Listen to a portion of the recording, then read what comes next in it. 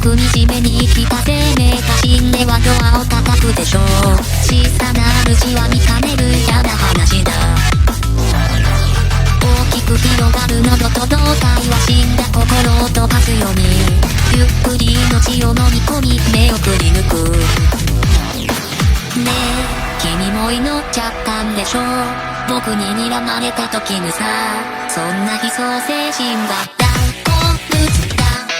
ようこそ我が体内へ、愛と笑顔の終着点。君もすぐに生まれ変われる怪物みたいで素敵なことでしょ。神様なんでってもうやだよと泣いたって受け入れろよ、これが定めだ。次の次の次の虫に懸命しよう。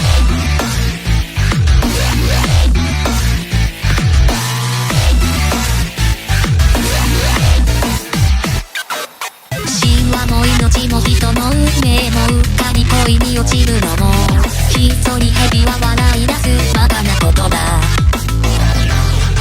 ららららもうたまらないね。くすんだ心を眠るのは小さな命に取り付き目を埋め込む。ああ君に宿っちゃったんでしょ。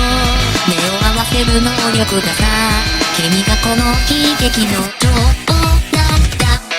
おかしろよ生命よ、愛とエゴのご詳細。揺れる日々も崩れ始める初めの悲劇へ足並み合わせて返してと嘆いたってもうやだよと泣いたって知ることかよ、それが定めだ。ひどくものくちゃちな日々が証明だろう。